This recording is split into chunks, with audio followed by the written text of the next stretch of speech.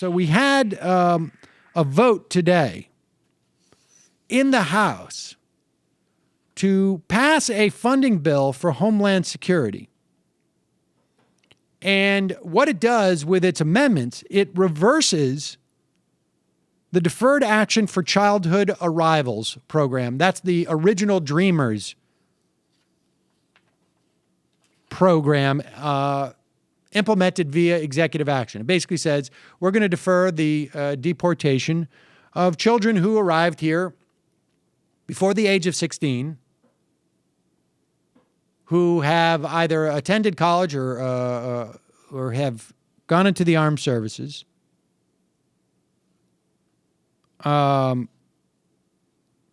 it also seeks to repeal the president's executive actions from a month and a half ago, or a month ago, I guess now, a month and a half ago, where it expanded also out of the 11 million undocumented immigrants in this country, it expanded the number who would basically get deferred action. In other words, people who were probably low on the list anyways now can just come out of the shadows because they have received a specific indication that any action on their immigration status will be deferred for 3 years.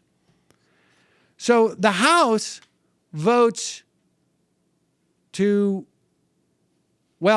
fund Department of Homeland Security, repeal those things by saying that not only can none of these funds be used, but also fees collected by immigration services that actually deals with the Deferred Action Program, that funds the Deferred Action Program, cannot be used for that purpose.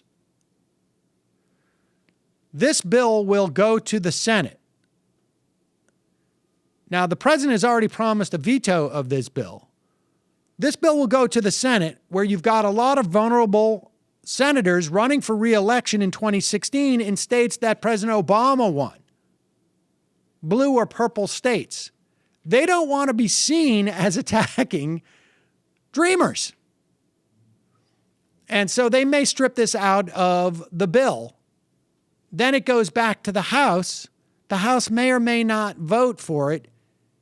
They may end up not funding the Department of Homeland Security. Unlikely. And we've already seen the attacks in France leveraged by Democrats. Because, of course, we're all talking about how there's an existential threat because you had these 3 shooters in France. So it's going to be interesting to see how much Ted Cruz grandstands on this. How much this further rips apart the Republican caucus. So we will know in the coming weeks.